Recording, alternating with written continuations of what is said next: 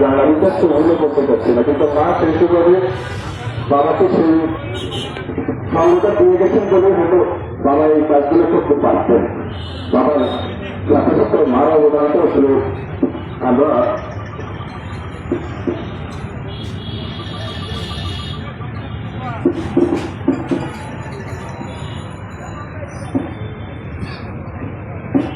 মার অবদানটা পাচ্ছিলাম কিন্তু বলে দেখতে পারি না।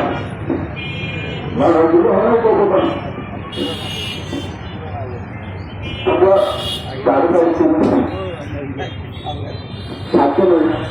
বাবা মা পরিবার, বাবা মা বাবা থাকতাম আমি সব ছেলে মিলিত একদিন রুটিতে গেলেন 3 দিন পরে আসছে।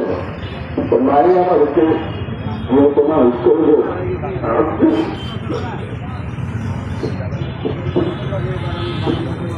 আসলে মায়ের কাছে বলতে গেলে সেটা কেন না সে কিছু করে আপনাদের কাছে আমার যেটা দেওয়া হয় কথাটা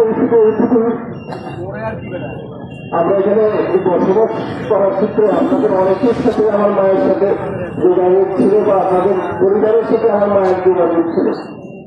এখানে কোথাও যদি কোথাও কোনো কারণে আমার দীর্ঘ পথ চলা যদি আমার মা আপনাদের কারোর সাথে বা আপনাদের পরিবারের সাথে কোথাও যদি কোনো ত্রুটিপূর্ণ কথা থেকে থাকে বা ত্রুটিপূর্ণ কোনো কাজ থেকে থাকে, সেটা নিশ্চয়ই আপনারা আজকের দিনে আমার মাকে ক্ষমা করে দিবেন।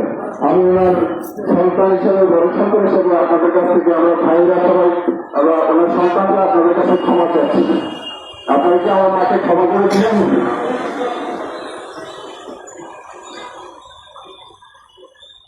তারপর যদি আমার মায়ের সাথে কারো কোনো লেনদেন থেকে থাকে, কোনো প্রকার উনি যদিও কোনো এই সমস্ত কোনো কিছুর সাথে সম্পৃক্ত ছিলেন না, সবকিছু বাবা নির্ভর ছিলেন, তারপরে যদি কারোর সাথে কোনো লেনদেন থেকে থাকে আমাদের সাথে যোগাযোগ করবেন। পাশাপাশি আর যদি কোথাও যদি কোনো ভুক্তি থাকে সেটা ক্ষমা করবেন।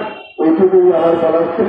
আমরা আসলে এখানে বলতে গেলে আসলে এখানে শ্রমিক বা যেহেতু সংগঠন কাজ করতেন সেই হিসেবে শ্রমিক সংগঠন লোকজন আছেন, প্রাক্তন কাউন্সিলর আছেন, আমাদের যুবদলের প্রেসিডেন্ট আছেন, রাজনীতিবিদ অনেকেই আছেন যাদেরকে কথা বলতে গেলে হয়তো ঘন্টার পর ঘন্টা লাগবে। আমরা সেটা করতে চাচ্ছি না। আমরা আসলে এই ব্যাপারটা কোনোভাবেই কাউকে এই সুযোগটা দেবো না, দিতে চাচ্ছি না। প্লিজ আপনাদের কাছে আমরা ক্ষমা চেয়ে নিচ্ছি। আমি শুধু সন্তান হিসেবে আমি বড় সন্তান হিসাবে আমি একটু কথা বললাম, পরে হয়তো হেলাল আপনাদের সাথে দীর্ঘদিন আসছে সেই হিসাবে হেলাল একটু টুকটাক কথা বলতে যেহেতু সময় আছে, আমরা আরো 5 মিনিট সময় পাচ্ছি।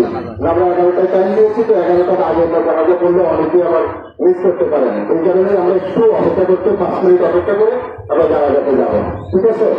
সুতরাং আপনাদের কাছে সবার কাছে অনুরোধ করে না আমার মাকে আপনারা ক্ষমা করে দেবেন। আমি আবারও আপনাদের কাছে হাত জোর করে অনুরোধ করছি, আমার মাকে যদি রসুন তৈরি থেকে থাকে সেটা আপনারা ধন্যবাদ করে দিবেন। সবাইকে ধন্যবাদ। আসসালামু আলাইকুম।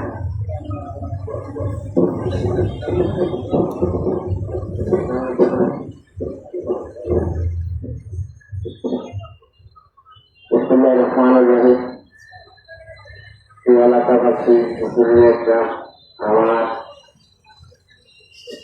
এলাকাবাসী এবং আমাদের যেখানে উপস্থিত আছেন আমাদের অনেক সংস্কৃতির নাম রাজ্য, আমার রাজনৈতিক নেতৃবৃন্দ অনেকে আজকে এখানে উপস্থিত হয়েছে। আমার মায়ের জানা যায় আসলে আপনারা তো অনেকেই হয়তো জানেন, অনেকেই জানেন না। আমার মা আসলে বিশেষ করে আমার জন্য কি পরিমাণে কষ্ট করেছেন, কি পরিমাণ কান্না করেছেন, আমার চোখের পানিতে ওনার চোখে আমার চোখ দিয়েছিল। এরপরে এটাকে আমরা আবার ওনার চোখে ম্যাচ লাগিয়ে কোনো রকম আমরা ঠিক করেছিলাম। দেখ আমার মা আমার জন্য দীর্ঘ কষ্ট করেছেন।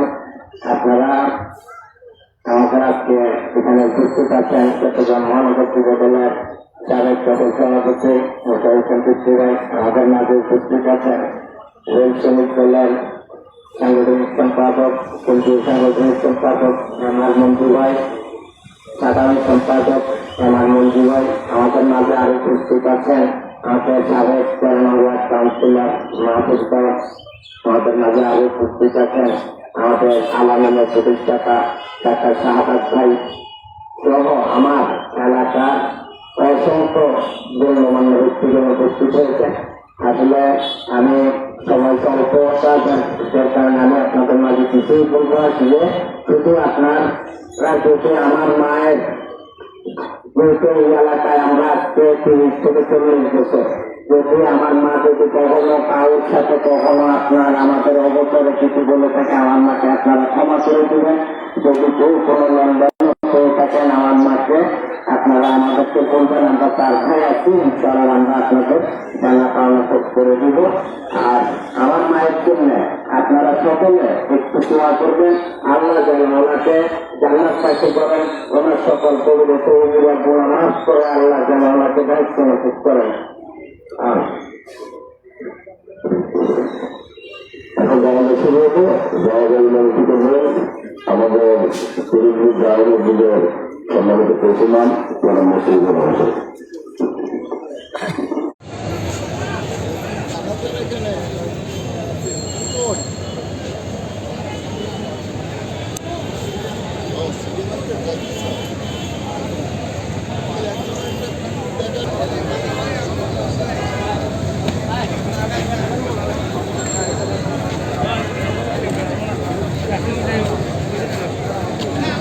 Parking